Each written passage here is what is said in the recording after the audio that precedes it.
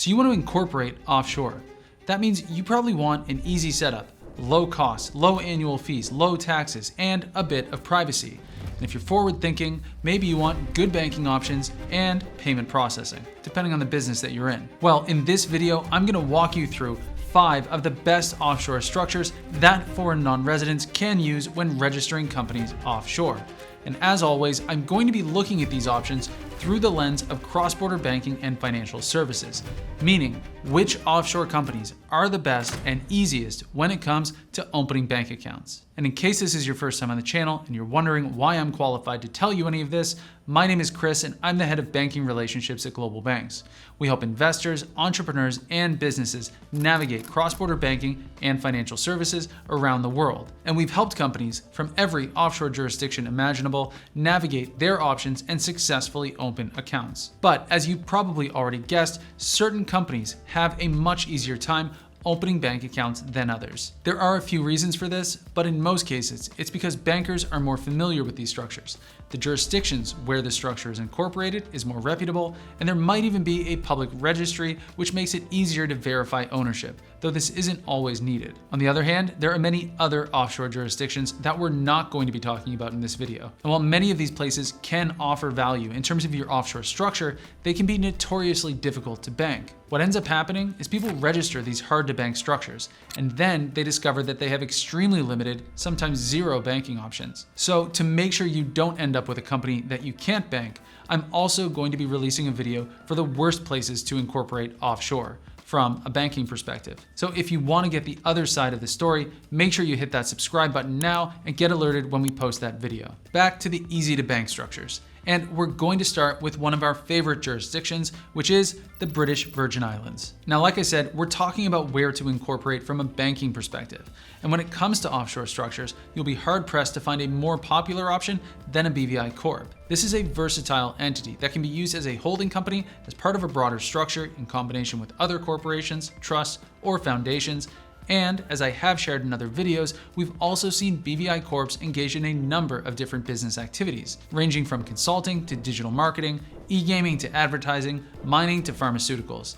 Basically, any business activities that you can imagine, there's probably a BVI company somewhere in the world operating in that space. So, why are BVI companies interesting from a banking perspective? Well, first and foremost, there are so many of them. And that means bankers and bank compliance teams are much more familiar with this structure than many of the other options out there. No one's going to raise an eyebrow at a BVI company, at least not at the right banks. If you walk into a local credit union in Kentucky, you're probably not going to get very far, but if you're looking to open with banks that cater to international companies, you should be all set. And speaking about where to open accounts, BVI companies, they have lots of options, which might be surprising since everyone else tells you how hard these companies are to bank, but that's just not the case. BVI companies can open in places like Switzerland, Singapore, Liechtenstein, Luxembourg, even the United States, as well as basically any offshore jurisdiction. The deposits you'll need to make, they'll obviously vary, depending on where you plan on opening, how complex the overall structure is, shareholders and directors, and the actual underlying activities of the company itself. Though these are basically the same qualifiers for any corporate structure that you end up using. But the point is, BVI companies have more banking options than the vast majority of offshore structures, if you know which banks to apply to and how to navigate the opening process. I actually just did a deep dive on banking BVI Corps in a recent video, so if you have a BVI company or you're considering using this structure, you can watch that up here. All right, so the next company that I'm going to share with you is another offshore structure that's also really interesting from a banking perspective. It has tons of banking options ranging from $0 deposits up to a few $100,000. And it's also one of the most overlooked structures for a lot of foreign non-residents. So if you don't already have one of these companies in your portfolio, you might want to consider it if it makes sense for you. But before I share this next structure, if you're enjoying this video, can you give it a like? That way we know to keep making more videos like this for you. Okay, the second structure that we're going to talk about is in the United States, though I'm specifically talking about the US LLC, and I'm only looking at it from the perspective of a foreign non-resident of the US, meaning a non-US person. If you're a US citizen, just hold on. The next country and company structure that we're going to discuss is also really interesting for Americans, especially anyone interested in asset protection. But right now we're talking about the US LLC for foreign non-residents. So why is the US LLC so popular and attractive from a banking perspective? Well, first of all, when structured correctly and when the business does not engage in any activities in the United States, the US LLC can be a 0% tax pass-through entity. And if you're a foreigner living in a zero tax, territorial tax, or no tax jurisdiction,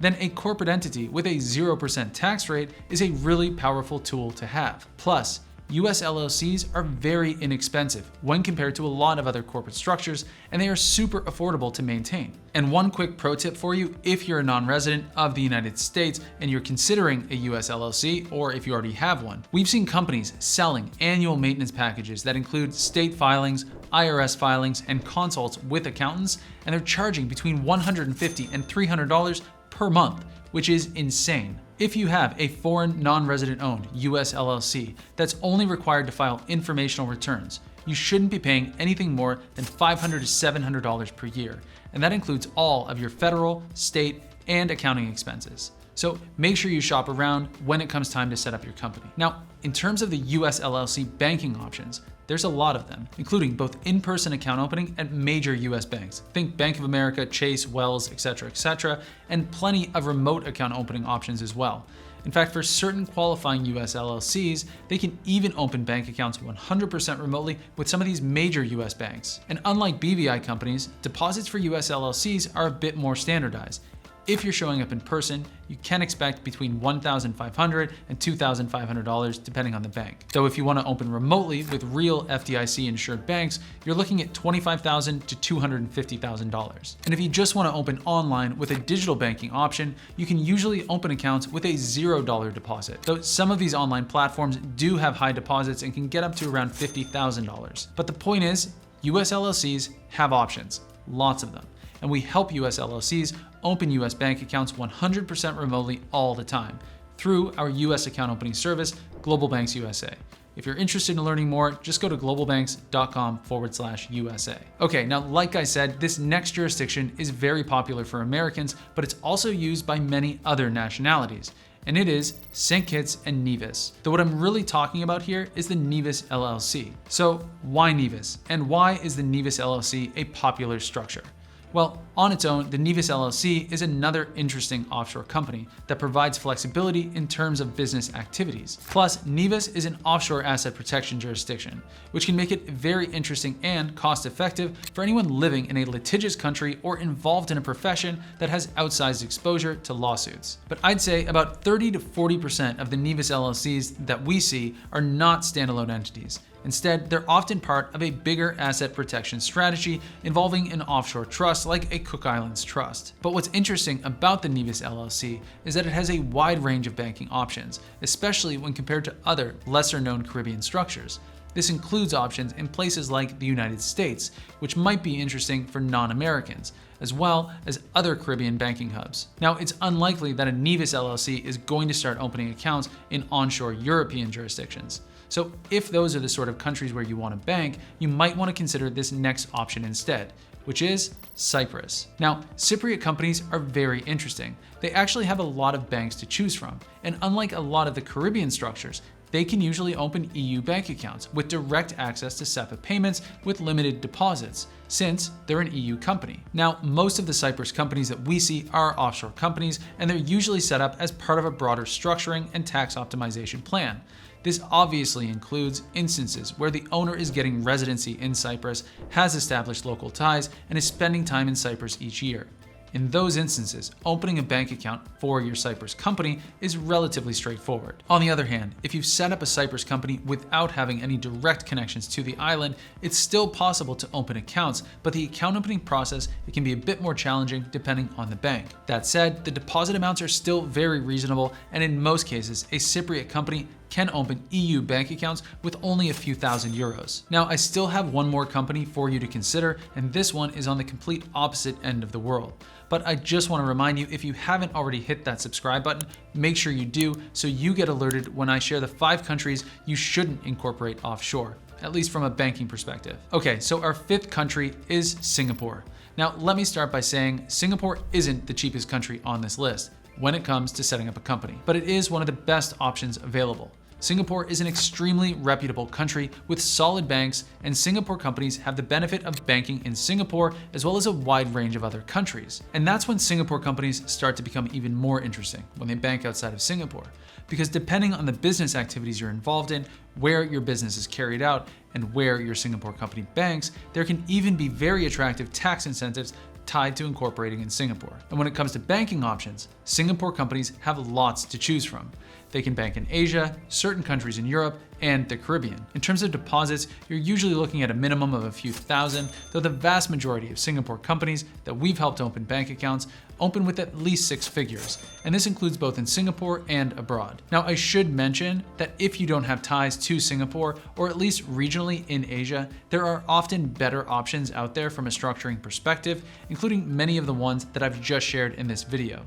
But this is not an exhaustive list. And choosing the right structure is a very nuanced process that needs to take into consideration your personal and business objectives. So if you are trying to decide where to incorporate, these 5 countries could be worth considering. But you may also want to consider places like the Cayman Islands, the Isle of Man, Hong Kong, or the United Kingdom, and many other countries, especially if you're in a particular industry that one country caters to more than others. That way, you can unlock supportive local legislation, potential tax incentives, and even expand your banking options if you make the right choice. And if you're still in the process of deciding where to incorporate, this video right here might help you better understand your banking options, because it includes the most controversial thing I've ever said about banking foreign and offshore companies. So go ahead, give that a click, and I'll see you there right now.